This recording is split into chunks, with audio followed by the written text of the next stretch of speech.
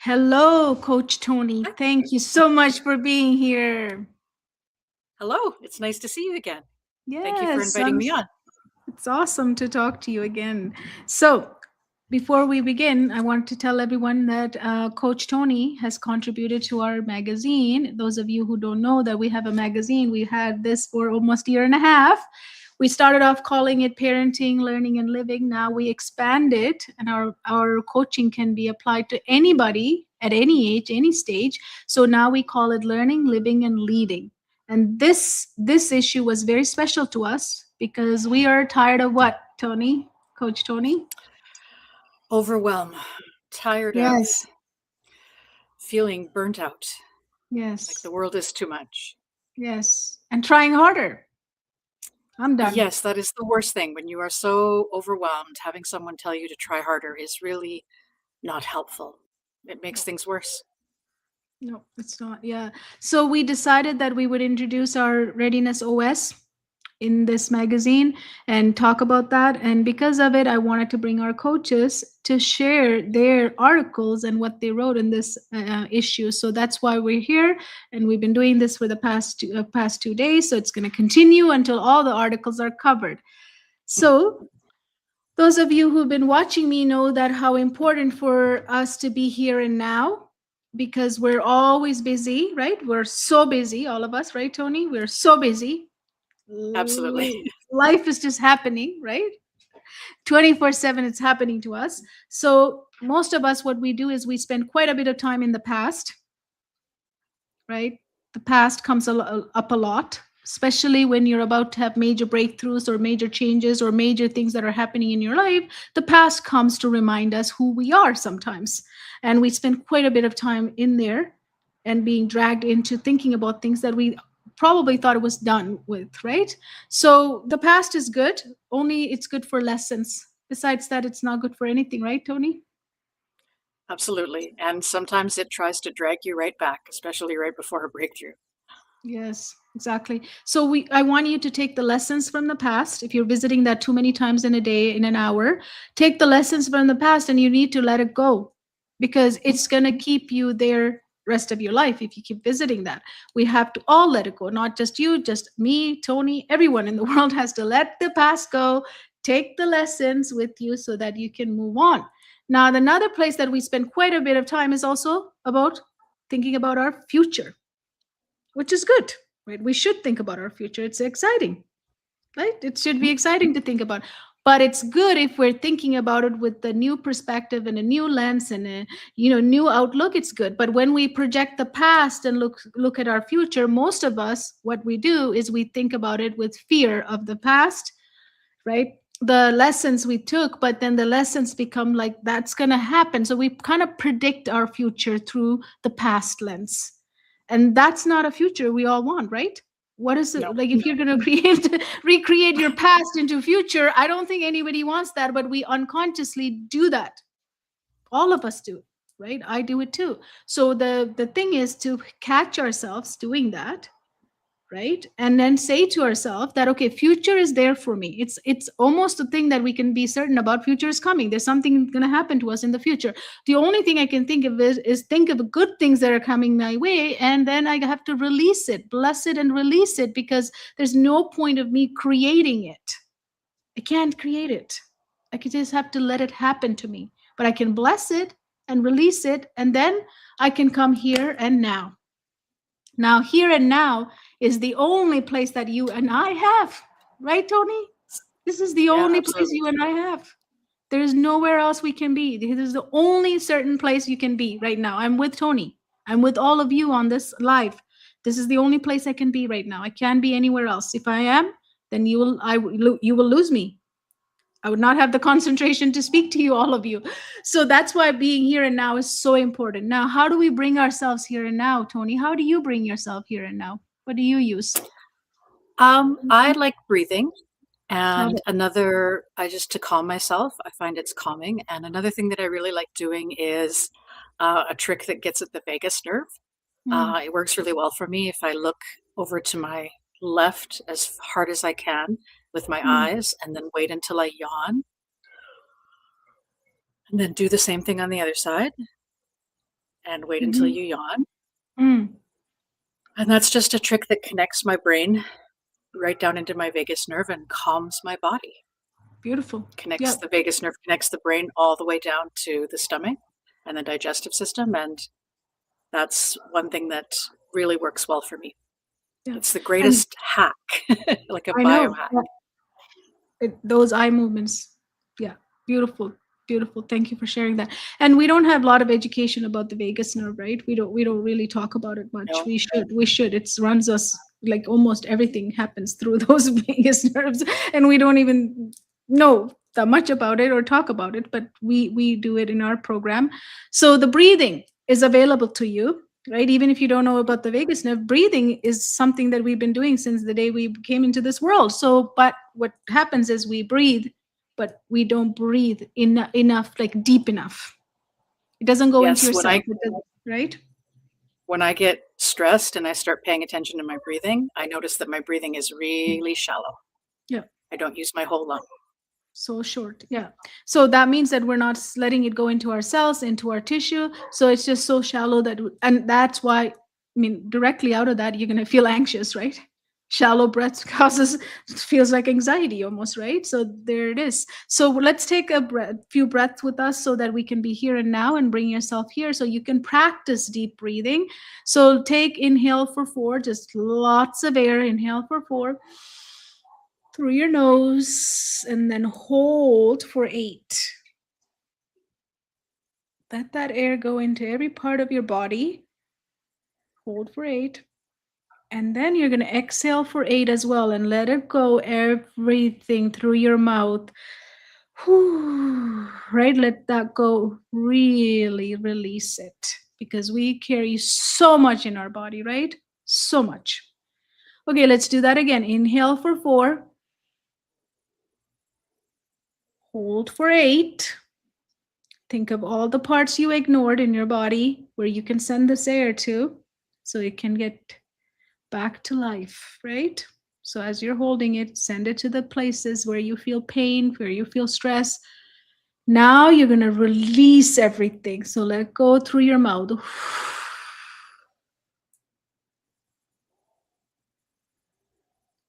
Now, one last time. Inhale for 4. Hold for 4. And exhale for 8 through your mouth, releasing all the stress you brought here so you can be here and now. Here and now is the only place where we can learn, live, and lead. Everywhere else doesn't happen. So welcome, and I am so excited to talk to Toni and about her article. So in the article you shared in our magazine, Toni, you talked about you when you walked away from that pharmacy conversation. Oh, What was the yes. exact thought that hit you first? So you were at a Oh, the first thought, pharmacy. the Yeah, first go thought ahead. that hit me was, what have I done? This isn't going to work. This isn't going to, I have talked to her before and she's always been so excited to hear what I was talking about. She was completely bored. I've made a terrible choice deciding to do this with my life. This isn't going to work. It's not going to connect with anybody. Just all of these doom feelings started showing up based on that one conversation. And it wasn't the first time that happened. There were a couple of times where I'd talked to people and it just, something I was so passionate about was just landing flat, Mhm. which I wasn't used to. I've talked about this same subject as a teacher to parents and to colleagues, and it always came out with that passion. But somehow, when I was talking about it as a coach and as a business owner, it wasn't coming through. Yeah.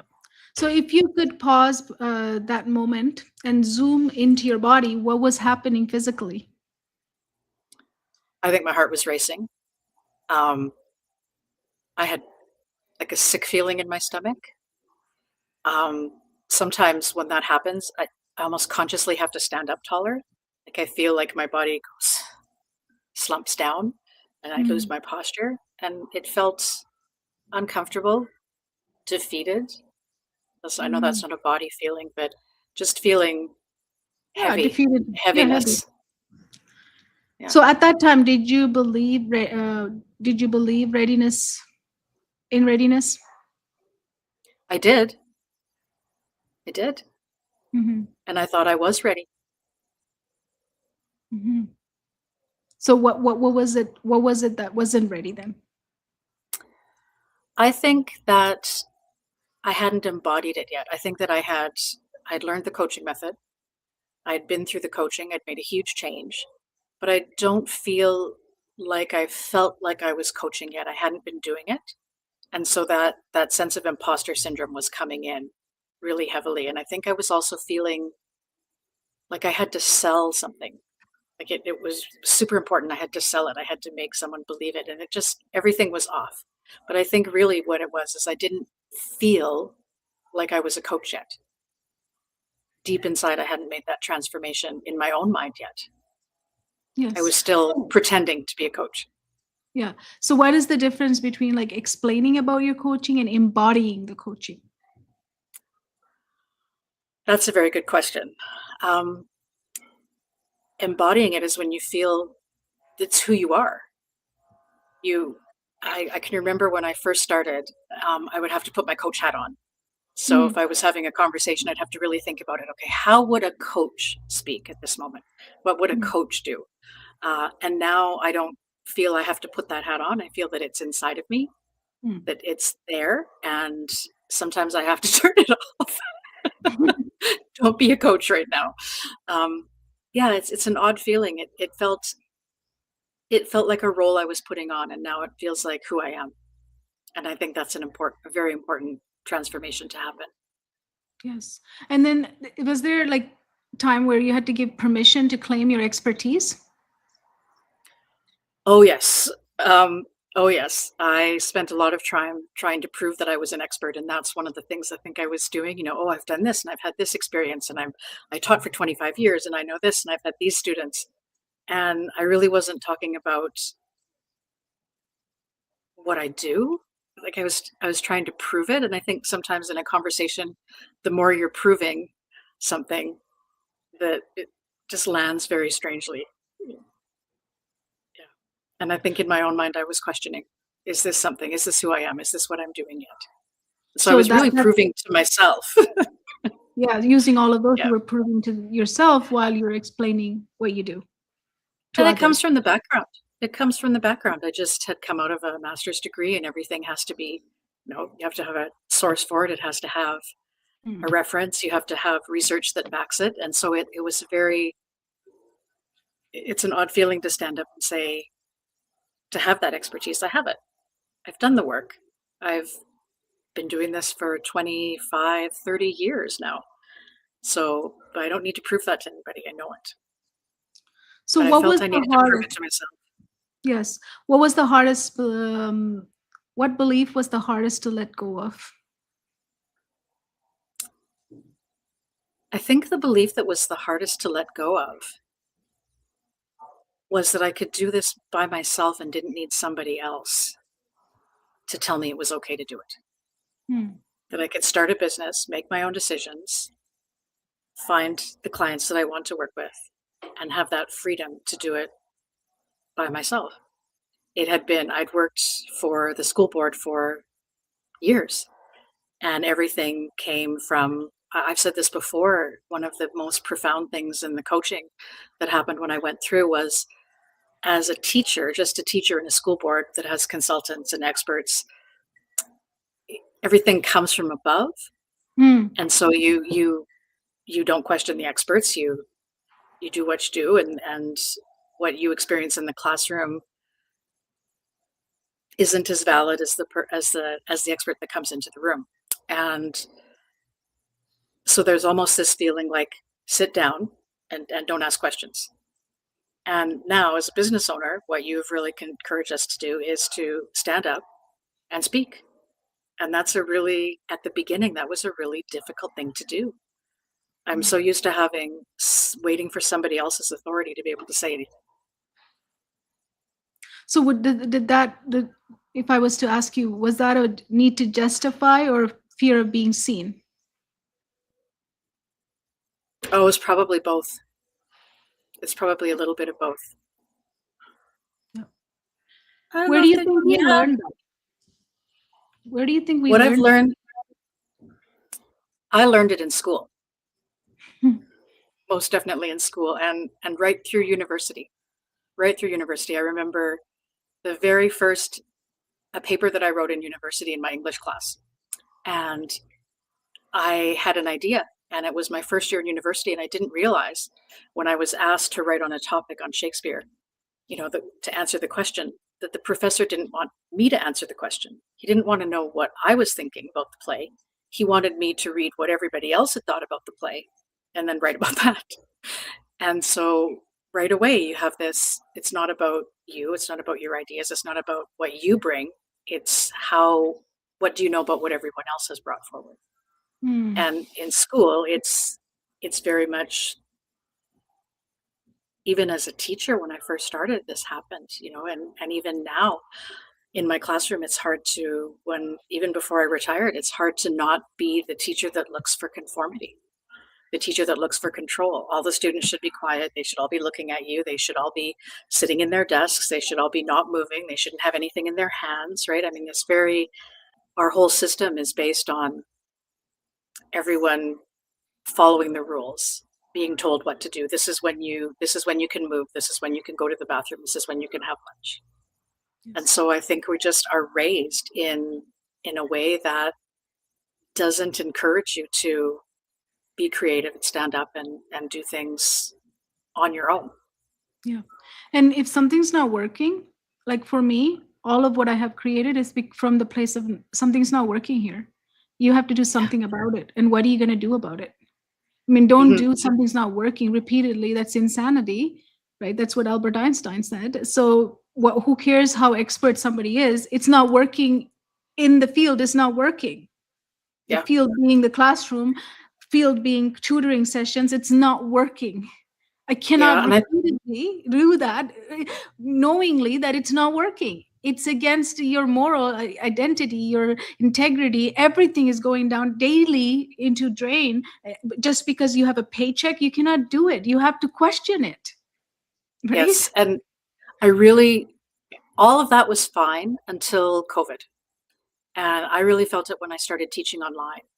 And we were teaching students in conditions that no one had ever taught in before. And it started to feel, it started to feel like the people that were there, the experts that were there to support us, didn't have the experience anymore to be able to support us effectively. And it's not their fault. Yeah, it's new but for everybody. Teachers, lots of conversations with my colleagues, we had to just sort of, okay, this is what you say, that's the past, and that's not working. So we're here right now with these students in front of us, and in order to make it work, we have to do it this way. And that's when I first really felt that things weren't working with the control and the top-down hierarchical systems that schools are. That's when a lot of us felt, it used to feel like we had this big organization that was support. And it just started to feel like that big organization wasn't something that was holding us up anymore. It was something that we were dragging behind us. It was a very odd feeling. And I think it's just because things changed so quickly. Yes. It was tricky. And I think that's where some teachers got frustrated. They had all of this lived experience in their classroom that wasn't being honored because the system itself isn't set up that way. It's not set up for teachers to speak up in a lot of ways. Yeah. But it's time to speak up because it's not working. More and more, it's not working. It's not working for anybody now, right? It's a sad situation. It's not working for many people. Yeah, so it was over the 25 years of my career, there would be years where I would have one or two students that really were not able to engage with learning for a variety of reasons. Some students who needed a lot of extra teacher support just to engage with learning, just to try. And teachers now are feeling that it's most of the class. Like I hear one teacher described it to me as doing a show up front, like she's juggling plates and there's a monkey beside her and circus music playing and she's doing everything she can to get students' attention. And the attention's not there. So we're experiencing this shutdown from a large number of the class. It's too much. When it's one or two students, those are conversations that you can have. But when it's the majority of your class, what do you do? You're doing everything you can to engage them and bring them in the best lessons, the most engaging resources. And they're not even showing up. They're not even opening their minds and being willing to engage with you. And in some cases, they're spending a lot of effort not to engage with you. It's a really different environment. Yes. So, you know, where do you see the same proving pattern in parents and students that you worked with, you coach? The proving pattern. Like I have to prove, I A have proving to. pattern? Yeah. Oh, okay, that's a good question. Let me think. Well, with students, when I was thinking about myself and not feeling like I was a coach, I thought about some students that I've had who will refuse certain subjects. It seems to come up a lot in mathematics class, and it comes up quite a bit with writing. And in mathematics, students get a lot of reinforcement. It's okay. It's okay. People will say, well, I'm terrible at math. So they almost get an excuse. And Mhm. that's the class where I would find students would, even early in my career, that was the class where students would shut down. And I think about those students, and they needed permission to be mathematicians.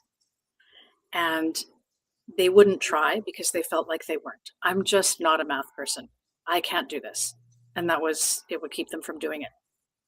And I think that once they started doing it, it's the fear. You don't do it. You stay away from it because you're afraid of it. And then you have the imposter syndrome. I'm not a math person.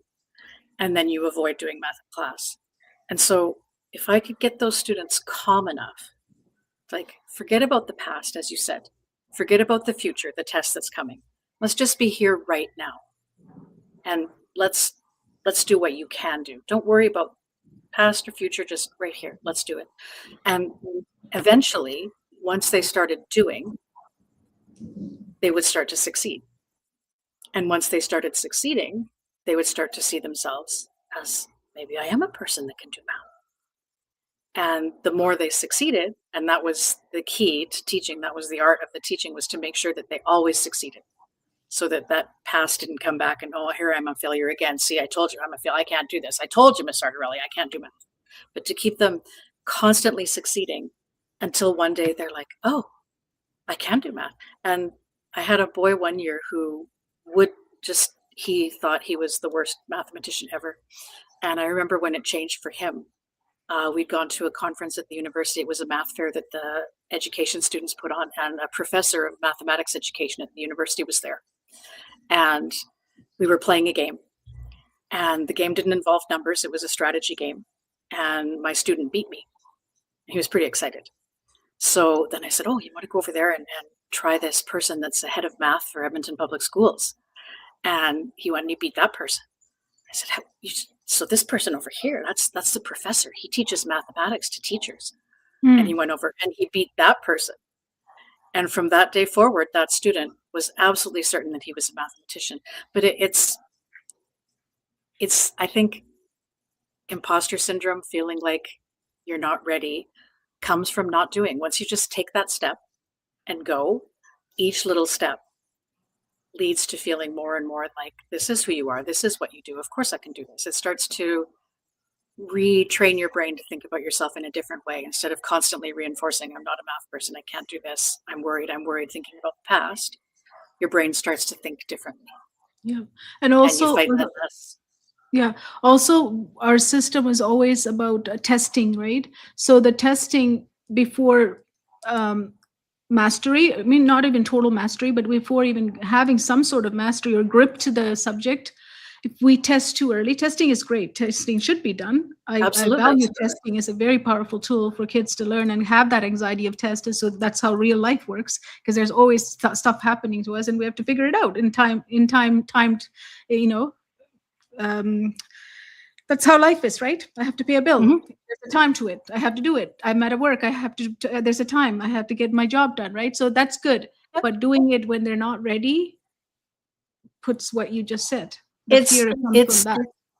And it's devastating. One of the difficulties that we need to resolve with modern schooling, with readiness, when we think about readiness, we're assuming that every child that comes into the classroom is ready to learn. But we're also in some ways assuming that every child is going to learn the same amount at the same time, at the same age. And when you're trying to help someone build that sense of readiness, and I used to teach grade 6, and we have provincial exams here, and every student has to write them. And I would spend a year getting students to feel like they were mathematicians, to feel like they could do it, or writers. I can do this. And because I would meet them where they were and work them slowly forward. And then all of a sudden they would start to feel like I can do this. They would be engaged in class, they'd be happy, their learning would just soar, but they wouldn't catch up all the way to grade level. And then they would have to take a test. And I would have to report to them how they did on the test. And there were many times when I told them how they did that, I just watched the light go out. You'd worked so hard to get them ready and to get them moving forward. And then we all knew they weren't going to pass that test. They weren't ready for it. But because we have to check every student and we move them all along at the same time, human beings don't develop at the same time. We don't learn things at the same rate. But I think that, yeah, we have to get to the end of the grade. You have to prove it, right? Yes. Yes. So you said in the article also, a lot of the stuff I'm asking you is from the article. So if you haven't read the article, it's time to read the article. And how would you find the article? I have the link below this video, and you can actually click, and the password for it is flow with all capital letters, and you can access it. So then you'll know exactly why I'm asking these questions, because it's related to Coach Toni's article. So in that conversation with your neighbor, what was different inside you when you had that conversation with your neighbor? I just had been doing this for a little bit longer. I had been thinking about it, sleeping on it, going over and over and over again. I'd been practicing. I'd been working with clients. And that day I didn't feel like I had to explain anything. And I didn't feel like I had to justify what I was doing. It's just, I'm a coach. This is what I do. This is what I'm passionate about. And that was it. And it was interesting because I'd talked to her previously, and she was like, oh, that's nice. You know, she's a good neighbor. She was very supportive, but there wasn't I didn't catch her. I didn't get her. And then that day when I wasn't even thinking about it. She said, how is it going? Oh, so, tell me what you do again. And I told her again in a really different way, just, this is what I do and I love it and this is why.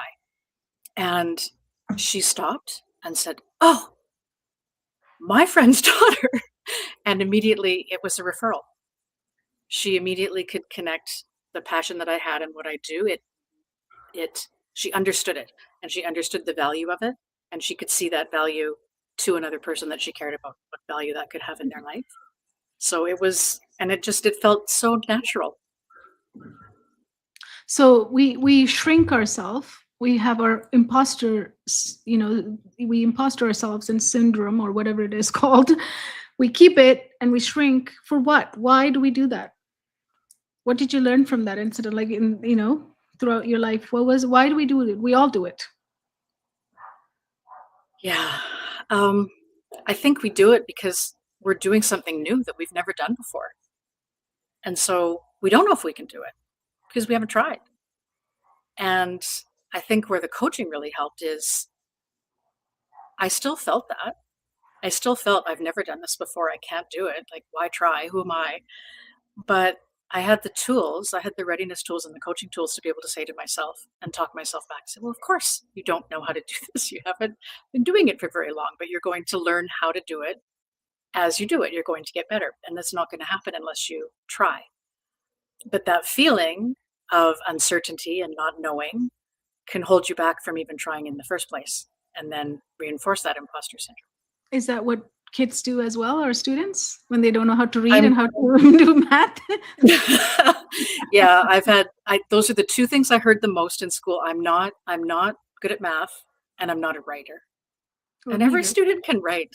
It's an application of techniques and strategies. We can all do it. I grew up writing really differently. Like, I have a different way of forming sentences. But I always knew it was I always thought it was clever. In myself, I've believed that. Like it's a clever way of saying things, right? But anybody else read it, and my teachers would read it and they would say, this is not a structure. This does not make Oh, sense. And they would scratch it. And it would hurt me. But because maybe it was wrong, for sure, it was wrong. Obviously, they're telling me it's wrong. But if they had encouraged me to say, why do you put these words like this? Like, what was your thinking behind it? Because in math, that's what I do with kids. I never say it's wrong to them. If they give right. me an answer, I don't say, oh, it's wrong, like that. I always Yeah. say, I'm curious, like, how'd you get this? Can you Yeah. show me? And they were excited to show me. As they're showing me, they'll be doing something. They're like, oh, I missed this one. So I got this answer. Oh, okay. I see now. They'll figure it out. I just sit with them, Absolutely. right? Why do we don't, like, for me, it was English was like that. For every time they would just scratch all my writing and give me something else that doesn't make sense to me in their own words. They took all my words out. So pretty much I was always growing up thinking, I don't have words. I'm not a good speaker. I'm not a good writer. I don't know English, right? So it's kind of like interesting when, if we want someone to learn, all we need to give them is that space to say, tell me, why did you put it like this? Why did you create this way? What is the meaning for you? Share it with me. I mean, isn't that where the learning is? As a writer, I skip. So I will skip, right. I'll keep part of the writing in my head and put part of it on the paper. So it makes no sense to anyone that's reading it. But if I read it back, I fill in all bits that are missing. And like you said, with your students justifying their thinking, the same thing works with writing. If students have a way to hear what they've written, with technology, it's really easy because you can ask Google to read it back to you, or you can give it to a partner and say, read this to me. And they find their own mistakes. And I think that that is a much easier way sometimes than to hand something in and get it back with a whole bunch of red, crossed out things, and this isn't proper and this isn't right. They know, right? Yes. They know. Yes. There's a difference between what you say and when you hear it, you know it. It's one of the best ways with grammar is to hear back what you've written. And yeah, I think when you have to be really careful when you give students feedback.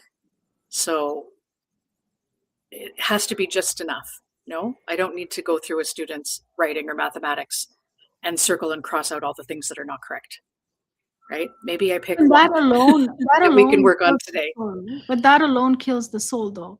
Just seeing red Absolutely. all over and red marks and scratches, like, I mean, it just tells me that I'm so bad. And we And I all have know to it. pick myself, right? I have to pick myself up from that "you're so bad" situation, and I have to get so excited to redo that again. Forget it. You know what I mean? We How all can you get excited about that? No, we all know that feeling. All you have to do on cartoons, you'll watch The Simpsons and Bart will get a piece of paper and all you see on it is red X's and an F, and everybody knows that feeling, right? Yep. Yeah, it doesn't. It doesn't make me excited to redo it. It's just like, okay, sure, I'll redo it again to get more reds on this. Is what it feels And like. it takes away your sense of safety, right? I know I'm going to make mistakes as a coach. I know I'm going to do things and a business owner, I'm going to make mistakes, but that's okay. I'll learn from the mistakes and I'll keep going. Yeah. The beautiful question to ask if you're a parent or a teacher watching this is to always ask your students, I'm curious. Can you explain to me? Just the curiosity, right? Just ask with curiosity, like, tell me, explain to me this sentence, this paragraph here. Tell me what are you trying, what were you trying to say? Say it. So it brings out so much. I know you don't have time to maybe look at all 30 kids and do that, but still, even once in a while, if you could just find that one moment to do that. I've shared so many times about my teacher, Mrs. Mayo, my ESL teacher, who looked into my eyes. She just said it one day. She didn't take 2 hours to say to me. She just said it in like 2 minutes. It took her 2 minutes to look into my eyes after so many years of me muting at school. Nobody cared, but she had 2 minutes to look into my eyes and said, Kohila, I know you can speak. Just speak. Yeah. So sometimes we use I don't have time to do that, but she didn't take a lot of time for me. The 2 minutes was enough to open my mouth. And with students and with your children, sometimes your belief that they can do it Yeah. They borrow that for a little bit until they That's can all. believe that they can do it. You telling them that you believe they can do it and not letting go of that, not ever letting them believe that you don't think they can do it and Yes. holding that, they borrow that and they ride on it until they start to believe it themselves. Yes. Yeah, I did. I didn't. I mean, if I knew she believed in me, that's why I spoke. I started speaking at school because I knew and I also believe that since she believes in me, I can't let her down again. I need to speak. Yes. I gotta like at least try, like not perfect it, but at least try for her because she believed in me. So You if you had a ask, connection with her. yeah, and if you ask a lot of our students, when they say like, if you interview them or ask them for, tell me how you were before, now how are you? They would say, the way that you held me when I didn't know things, like he gave me space to think and gave me space and made me feel safe. I really want to do well for it, like do well in the subject. I felt like I need to do it for you. But we never say that with our words, like you better do it otherwise, right? We're not threatening them to do it. It comes from their heart. It comes It from their does. heart because of the Yeah. space, felt safe, and they felt seen and heard, and they felt that I'm there to hold the space until they get the confidence to do it. So it's a beautiful thing when it happens, right? So time is there, you can do it. Even with 30 kids you can do it. Just find 2 minutes to do it. Don't do it more than that. Just 2 minutes, right? And It can be done in classrooms too. absolutely. And there's times when you have a whole classroom full of children, it's something that you have to give as a message to the whole class, Yes. knowing that maybe only 3 or 4 students in the class need it, but you're giving that message that I know you can all do this, Yes. right? That belief that it's possible. And then of course the support to make sure that you don't say, oh, I know you can do this, and then walk away. You have to Mhm. be there to back that up. Yes, And absolutely. you're right about finding the all mistake. 9 times out of 10, when a student looks at something a second time, they'll see it. They know it. And They then know it. the They the laugh 2 minute, about it. Yeah, they even smile at their own mistake. They'll start smiling like they already know it. and there's so many ways that we take safety out of the classroom. We take it out when we compare, when we compete against each other, when we have rankings, or grades even can take safety out of the classroom. So it's something you have to intentionally put there. I think we assume that kids come and they feel that that's a safe space, and they don't necessarily. They can have all kinds of difficulty from their past that they're bringing with them when they come into our class, even though we want them to be, or we want them to feel as safe as possible. And I think parents as well, they bring things from their past into the situation. They want to be the best parents they can, Mhm. but how they were parented, what they see happening, what experts have said, things they've tried, Yes. they may be repeating patterns that are going against what they would like to do. Yeah, absolutely. So I want you to go back to those situations where you were in the pharmacy, that situation, and then speaking to your neighbor side by side. What do you notice about those two interactions now?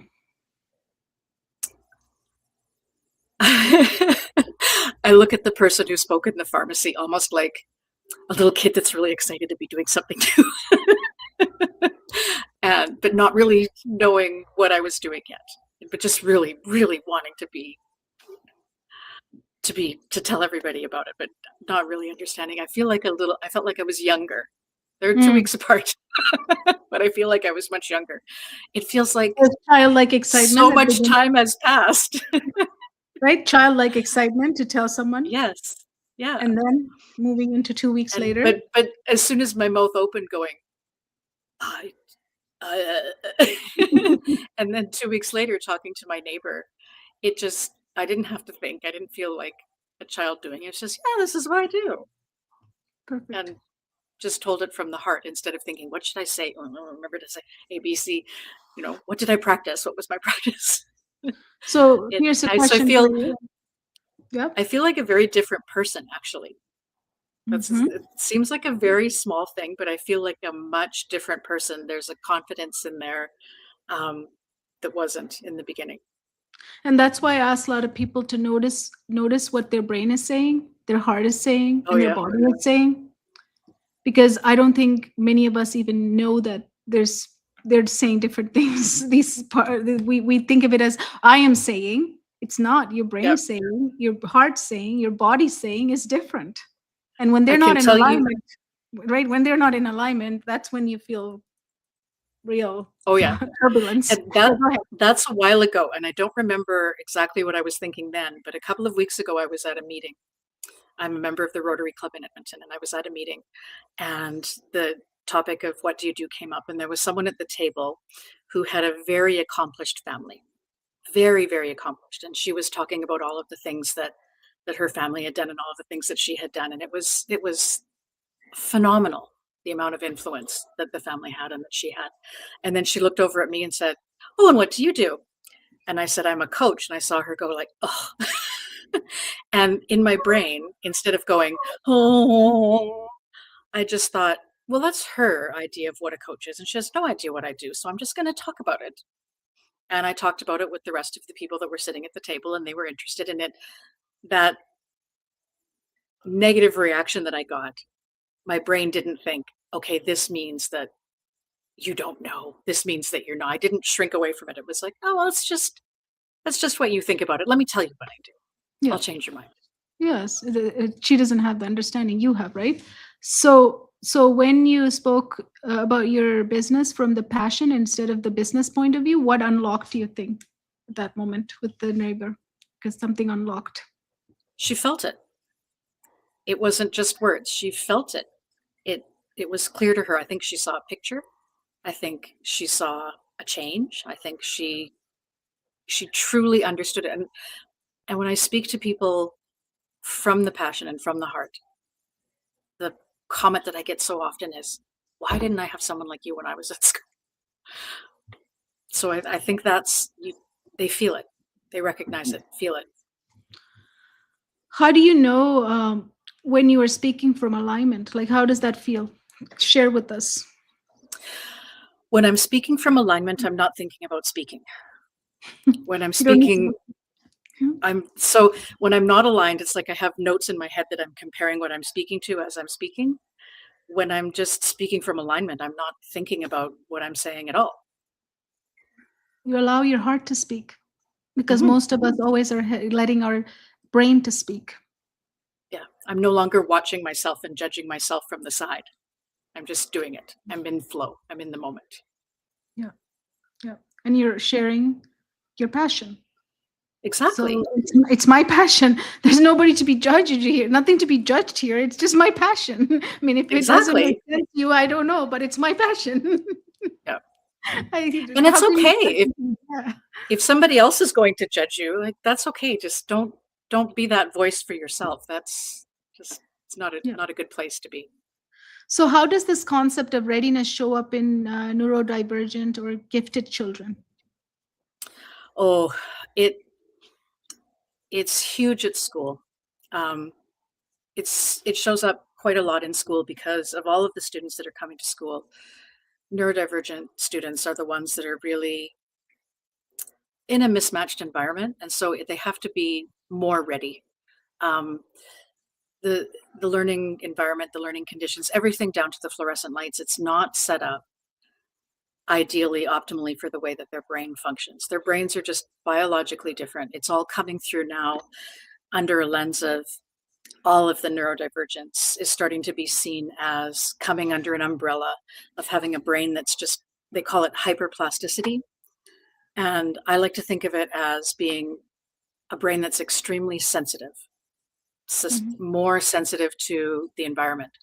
And so to be ready, they can't, it's hard for them to be calm in the classroom because there's so much stimulation going on.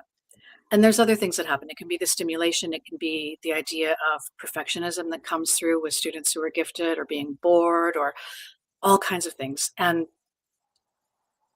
they struggle to perform in that environment, ideally. And some of them struggle and fall below grade. Some of them manage to make grade. And so everyone's like, they're fine, they're fine. But inside, they're putting forth so much energy just to sit in the chair, just to be in the room is taking an incredible amount of energy. And sometimes they don't have enough energy left for the task that you're asking them to do. So they really struggle and then that struggle can become the voice in their head that judges, right? I had a boy that had ADHD, and he had been told, sit down over there, stop doing this, sit still, stop that. Do you need a minute? And all of that in young children, when they hear that, what they internalize isn't, I need to sit still. They internalize, I'm a bad kid. Hmm. And so when a neurodivergent student is not fitting the same way, they're not getting that fit, there's something that's subtly different and they know it, they can start to internalize that means there's something wrong with them. Not there's something different about them and they have different needs, but there's something wrong with me. And then that can make less readiness because now they're putting all of this energy forward just to be there. And even that's not enough. So those are the students that really, they need adaptations at school. And in the meantime, they need to learn how to manage themselves when they leave the environment, because it's an overwhelming environment. And often parents will say, I can't believe my child comes home. They'll be fine at school. My child comes home and has a breakdown because they're exhausted. And they finally get home to their safe place and they've got nothing left. So they really need that help to learn how to manage their energy at home, to learn coping skills, and more than anything, to learn how to advocate for themselves. Because as they go through life, that's always going to be there. It's going to be there all through school. It's going to be there when they start to work. They're going to encounter it all throughout their life. And so learning strategies to manage and to advocate for themselves is really, really important. And we don't always see that struggle. That struggle's often silent. Yes. Everything looks fine. So what happens when a child is pushed to perform without readiness? A whole lot of anxiety, a lot of failure. And I think, as I said, it becomes the story that you tell about yourself. I can't do this. Why try? Because I can't do this. And we look at it and think, well, it's effort. These kids in my class don't pay attention. I need to crack down on it. We think of it as they just won't do this. They're not doing this. They won't do it. But really it's they can't do it. Yes. And how can parents tell the difference between lack of effort and lack of capacity?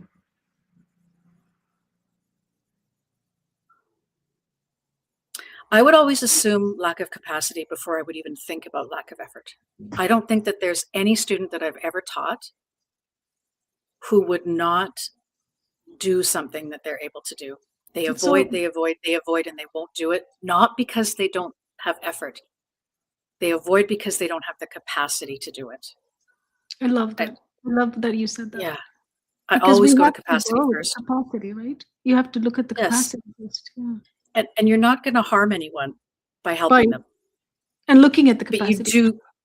But you do harm people by asking them and demanding that they do something that they're not capable of doing. That's really hard for children. Yeah. Or adults too. Yeah, I know.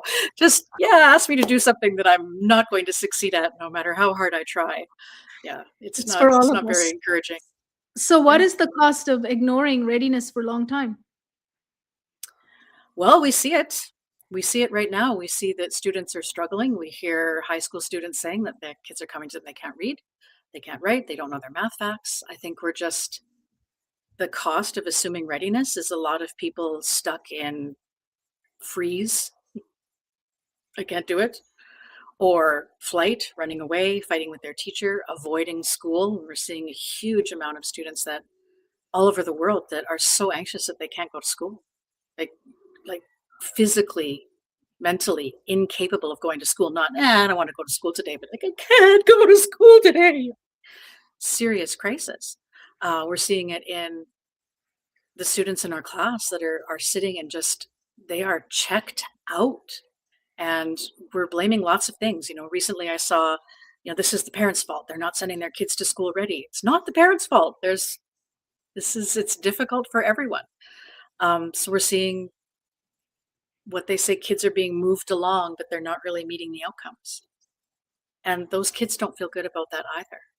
Mm-hmm. But we're definitely seeing it in the levels of anxiety in students, the levels of anxiety in society in general, Yes. I think there's a great sense of overwhelm because we just keep pushing, and we think if it's not working, just push a little harder. But the car's out of gas. We can all get out and we can push it really hard, or we can maybe just put some gas in the tank and then hit the acceleration pedal. Right? Mhm. Yeah. So what do you want families who are struggling right now to understand about readiness? I want them to understand that if you had $10 to spend, if you think of your energy that you have as a parent and you have $10 to spend 9 of it on readiness because it pays off down the road. If you put your energy into anything as a parent, if you can make your child feel safe, if you can build a connection with them, and you can help them keep themselves emotionally regulated, working on all of those things that are learning readiness, give them a sense that it's okay to try and fail. If you can build that, that pays off more than anything. As a teacher with 30 students in my classroom, I would spend all of September on readiness, on creating that sense of community, on helping students feel like they can do things. I wouldn't teach any curriculum. And I did that because I knew that once that sense of readiness was there, the curriculum was going to be easy. So it's not the things that you have to do, they're not difficult things. There's no program, there's no perfect. It's just really basic. Make sure they get a good night's sleep, make sure they know that they're loved, make sure they have time to do things, and give them whatever you do, preserve that positive connection that you have with them. Because all the effort comes, like you said, with your teacher. When you have that connection and you want to do well for someone, that's precious. That is precious. And that comes from relationship. And I think one thing that I would say to parents, the most devastating thing that I've ever seen happen to students is when a parent wants a child to be this, and the child has no way of getting there, no matter how much effort they put in. And it can be a parent that wants their child to be an excellent academic student, and they might not have the ability to do that. But when a child doesn't feel appreciated for who they are at the level of their individual soul, that's the most devastating thing that can happen. So That's the every alignment, child, right? That's the oh yes, alignment. every child needs to know that they're loved and appreciated for who they are, not Yes. conditionally for who they can show they are, that someone else wants them to be, but for who they are. And that's the most devastating thing I've ever seen. And the readiness is so important. You said spend 9 out of the $10 Oh on yeah. readiness, but here's the problem. A lot of us are so chasing the results. We are the product of the same education system that assumed that we should be all ready.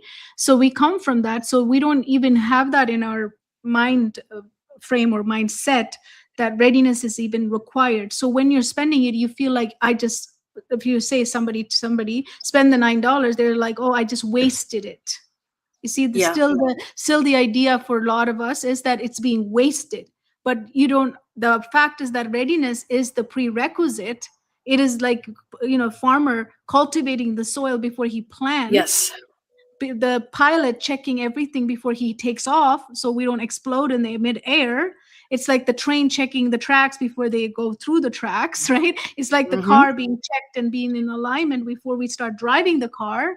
It's like that. It's like if you say, I can't spend time, checking all the parts of the plane before I take off. Okay, don't do it. Then what is the result of it? Yeah. There's mid-air, something's going to happen, right? That's how we're living right now. And we need to change that. We need to look at it. Where in the world, in what part of our life that we do not check things and we prepare things for things to start moving and being in alignment to actually get output from them? We are exactly like that. We're a machine too. We are living human machine. We have systems working for us. If these are not in alignment, and if they're not working in order, if they're out of order, and we're asked to be output, we're going to have crash. But it's so difficult to do that when all the pressure around you is based on comparing your child to a standard. Yeah, right? of course. I see it all the time. Parents saying, "Does this look like grade 5 writing?" Yes. No. Is your child a better writer today than they were yesterday? Right? Yes. They're going, and there's so much pressure. The report card comes out, other kids' parents, my child, the bumper sticker, my child's on the honor roll, or family expectations. There's so much pressure to compare and wonder if your child is measuring up to Yeah, those standards. milestones. Milestones. But those Absolutely. milestones happen gradually. We give a report card at the end of a grade. Well, if that child had 2 more months, they might have made it. So to me, if you focus on growth and not comparing them to others, Yes. And taking that deep breath ourselves. I was going to say that parents who are listening, or teachers who are listening, if your nervous system is overreacting with panic and overreacting with getting things done, and I'm not doing it in the right order, all of that panic absolutely. will just be transferred to the other child or whoever you're working with, and anything, all of that gets induced. Fear gets induced into the other person easily. So that's another way to like make sure that you are calm and you are grounded and you are breathing, How so that many you, students in my first classes, I was so shocked when I first started teaching, how many students came home with my stress because I didn't know to calm myself in that classroom. Calming myself made a huge difference, but in the beginning, I was so nervous. And I think parents, they look and they just want their child to be happy. They want to know that they're going to be successful in the future. And it's hard to just trust yourself. it's No, not it easy. took me years to I did some unconventional things as a teacher, and it took me years to trust that what I was doing was okay. Yeah. Parents might It's not only get easy. one shot. I know it's not easy being a parent, but you don't also get a manual with it. So, you have to Yeah. figure it out as you go. But as we're going it, instead of searching externally, we are born with intuition and instinct as Mhm. parents, right? We do have a lot of intuition that's built into us. That's why, we can parent, right? So going back to those is really important. That's where the breathing really takes you back, is to those instincts you have. And then knowing you know your child more than any expert in the world. Even That's though you're right. looking for the best expert out there, you're the expert of your child. So again, that's relying on the intuition. Again, that's why we have our parenting and flow workshops and labs, we call it. Mhm. Why? Because we want you to really breathe and feel that intuition and instinct again, because you're looking externally for all evidence and all hacks and strategies, but it sometimes is within your nervous system. It's within your pulse. It's within the way you look at your child. It's in the way you listen to your child. So it's really important to go back, come home to yourself as a parent, right? And experts and all the people who are out there, influencers and everyone, they will say, try this. This is the magic thing that's going to work. It works for everybody. No, it doesn't, right? That's the way we're told in this world. But you have to go back to yourself. So coming home to yourself is a big part of who we It are. is. And every human needs to come home, including your son or daughter who's also struggling or have a label. It doesn't matter who they are or what they are. Coming home is the Even first step. even if they have a label, every child's unique. The label doesn't tell you who they are. And you just made me think, I did get a manual for teaching Kohila. They Yes. sell programs and they sell manuals and Well, they sell workbooklets. And when my intuition told me that that wasn't working, I threw them all out. But it takes courage to do that. It takes courage to trust your own intuition. So this doesn't feel right for my child or my classroom. So I'm going to do this. That's a difficult thing to do when you have this weight of experts, right? yes. That are leaning on you. And I'm always, when someone says this works for everybody, I'm like, wait a minute, I almost got because fired everyone's for, different. sometimes when you follow intuition, you can get fired. So when I was a teacher assistant, they gave me this big manual for teaching math. And at that point, I was a math expert. I had cracked the codes of math. I love math. I use math as my therapy to even survive. So I'm sitting there. The child knows like more than that book could ever teach. And then the teacher comes to me and she was looking through the work and she couldn't find exactly the worksheets that I should have done during that time. She saw like different things we did, like we did coloring, we did stickers, we did counting with different things. And the child did not know even number sense and timetable. She could sing the timetable. Now she was so proud to show, but that wasn't acceptable, except whatever the worksheets from that thick book wasn't done was the only thing they were asking me. So I Wow. said to them, one day you will be using my book in this classroom. That's what I said. Because you have to figure out what's working, right? For that child, it worked not to use the book. Maybe for another child, that book would have been a very good book. But for the child that I had in front of me, she didn't need anything. She only needed for me to sing it and make it fun and exciting. And she loved colored and she loved stickers. So we went for it. You know? I worked for a principal. She is long retired. She's gone. I'm so sorry that she's gone. She was amazing. One of the first principals I worked with, and we were going through this professional development, and it was this manual, and we had to teach a lesson, and it was timed. So you had to spend this many minutes doing this, and this many minutes doing this, and this many minutes doing this, and this many minutes doing this. I'm like, I'm teaching human beings, and so this was coming through, and we were being observed and coached and evaluated on it. And my principal came to a meeting. And she was sitting in the meeting, and the consultants were telling us, you know, you have to do this, you have to do this.